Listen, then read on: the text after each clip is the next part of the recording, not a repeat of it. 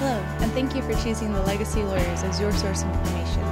We know this might be a difficult time you are going through, but we are here to educate you and help you through the process. Please stay tuned for our question and answer portion. Good morning, Aaron. Good morning, David. Enjoying your Thursday so far? I am, very much so. Why do we start so late in the week to do these? Usually it's Monday. I know, we're off this week, but we're good now. You're off this week. Kind of. Okay. Okay, so for this week and the next few, we're talking about wills. Yes. So today's question is, what should be considered before contesting a will? Okay, well, simply put, your relationship to the decedent, your entitlement to take under any prior wills of the decedent, what property would be subject to probate,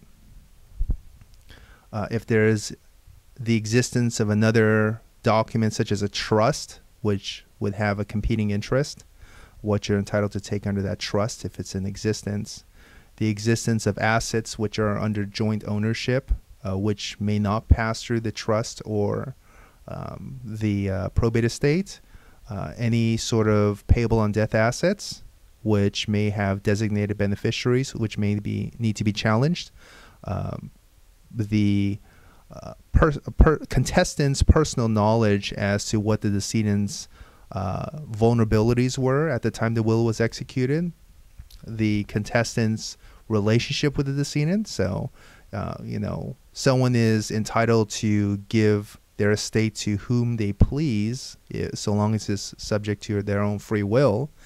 And if there are two children and one child has a very, very poor relationship with the decedent and had no beneficial interest in the prior versions of the will, or this will is actually kind of the natural effect of how things would have gone, is a consideration. But if the will that doesn't really count it out, because even though if someone had a bad relationship, if they knew that the decedent lacked capacity or there are these other elements, there's still grounds to contest a will. Just because someone is the favorite child doesn't mean that they get to commit undue influence, duress, fraud, menace, or put a document in front of someone who doesn't understand it. So, and your ability to seek counsel to successfully contest a will, that is something to, those are all things to consider before contesting a will. And also the time in which you have to contest a will is also a consideration too.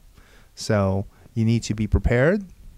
You need to have a firm grasp on the factual elements that are in your favor. You need to consider the relationships. You need to consider whether you saw the decedent before their death during the time the will was executed, if this person was isolated.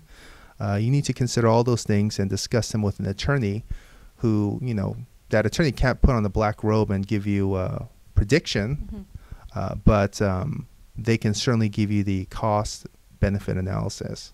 And you should consider all of those as an aggregate and decide whether you want to embark upon this journey with your attorney. You and your attorney better get along well, because it's a process, but it's a process in which we have undertaken and we have been successful in, and also to serve or to further the interests of justice. So if the will is an unjust document, then to further the interests of justice is a consideration to contest it. Okay. Thank you very much. I know that was very nebulous, but it counts. So if you guys have any additional questions, feel free to email us at smm@thelegacylawyers.com. Have a great day. Thank you.